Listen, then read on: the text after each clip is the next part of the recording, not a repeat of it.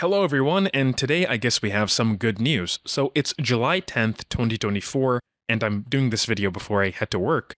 But Kintor Pharmaceutical Limited achieved a significant milestone in the cosmetic industry today by launching its first product featuring KX826, also known as Pyrilutamide, into the international market. This product launch closely followed after the compound received its initial designation by the International Nomenclature Cosmetic Ingredient System on June 5th, 2024, marking a major shift from Kintor's rigorous pharmaceutical research to strategic commercial presence in the cosmeceutical market. So we have the potential availability of Kintor's Pyrilutamide in local convenience stores near you, or through online platforms endorsed by Kintor, such as, let's say, maybe an Amazon online marketplace. This launch raises important questions about Kintor's strategy, especially since KX826 Pyrilutamide has yet to be conclusively proven effective in combating hair loss from androgenetic alopecia. Kintor Pharmaceuticals' introduction of Pyrilutamide into this market is not without any sort of definitive evidence, because in order to be approved by this particular system, you have to have some sort of safety data to it, and they have a lot of safety data through their various clinical trials. Now, just as a quick rundown, Pyrilutamide, or KX826, is designed to block the androgen receptor in the hair follicle to prevent dihydrotestosterone, or DHT, from binding to the hair follicles and then causing miniaturization and then inhibiting hair growth. We all know how androgenetic alopecia works at this point, right? But last December, back in 2023, their phase 3 trial mostly focused on 0.5% concentration of Pyrilutamide, and it was here where it was shown to not have a statistical significance, meaning that at a 0.5% concentration, Pyrilutamide failed. And adding to its clinical journey, on February 1st of 2024, Kintor initiated a new clinical trial, which marked a significant step forward, and this would be the phase 1b/3 clinical trial of Pyrilutamide in combination with minoxidil. So they kind of went head-to-head, and they want to see if essentially Pyrilutamide would outcompete minoxidil. I don't know too much about this trial because they're still conducting it, but I think it's going to be designed such that you have the Pyrilutamide group only, you have the minoxidil group only, and then you have a combination of the Pyrilutamide and minoxidil group, and then perhaps a placebo group that gets pretty much nothing. And this clinical trial was already approved by China's version of the FDA, being the National Medical Products Administration, or the NMPA. So, because of this whole setback and them trying to go back to the drawing board, their point of desperation comes in where now they're increasing the concentration of Pyrilutamide to 1%, and they're going to continue testing in a phase 3 setting. Now, I've said this before, but I think if KX826 is to ever work, then Kintor has to test at a higher concentration, and this could possibly prove its efficacy. Now, I would say that this concentration, just in my opinion, from my research and how I've been looking at things, I think they should have went for the 2% or 5% concentration testing against placebo. So having a 2% arm, a 5% arm, and then placebo. And from that would give us probably a lot of information on if this compound even works. And I'm willing to bet that it would work at those concentrations. But with a higher concentration of this topical anti-androgen, it could go systemic, and this could raise the chances of side effects. So I think they're going to try to stay on the safety side of things rather than the efficacious aspect of Pyrilutamide, or the potential efficacious aspect of Pyrilutamide, and this may result in them keeping the 0.5% concentration in their commercialized cosmeceutical products. But I think we have to give a warning to people because, remember, they did not establish efficacy in the phase 3 trial of 0.5% KX826 Pyrilutamide. This does not mean that it doesn't work.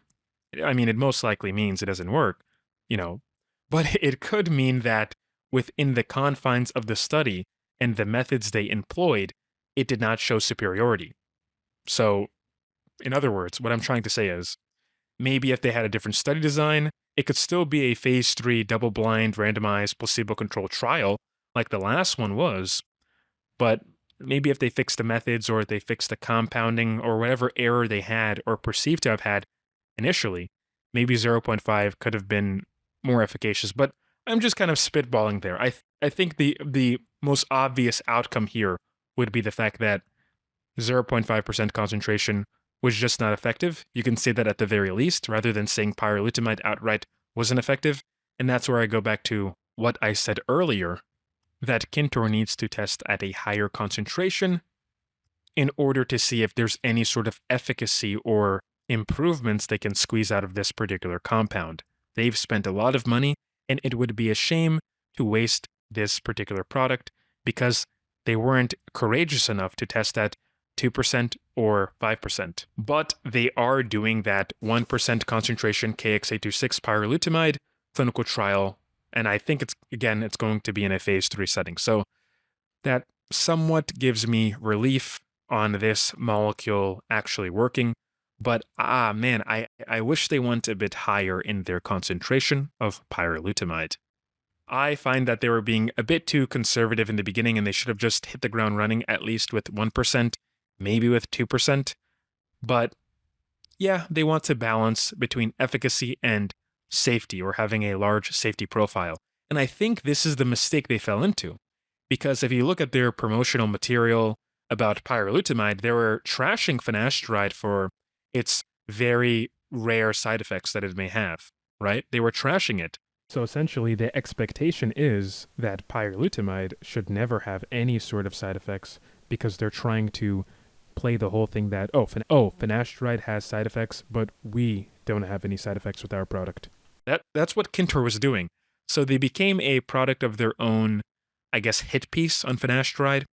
And the point people should remember is that something can get approved and still have side effects. Even some cosmeceuticals that have side effects somehow, skirt by the regulatory process and the cosmeceutical internal regulatory process and still can be approved and put on the market.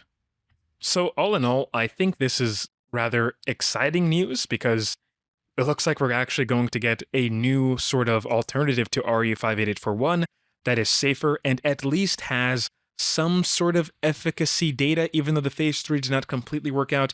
Maybe phase 1B of phase 3 works out, and this would be the 1% concentration testing of pyrilutamide works out, and then they can probably increase the concentrations of pyrilutamide that's already on the market in their products. In fact, they can probably do it now, right? Because pyrilutamide, the ingredient itself, was found to be safe.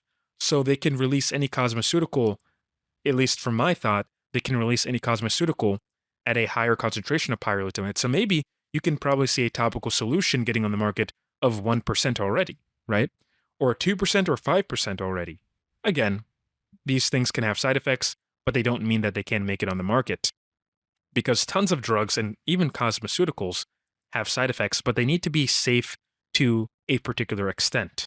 But again, let me jump back real quick to what I said about RU58841.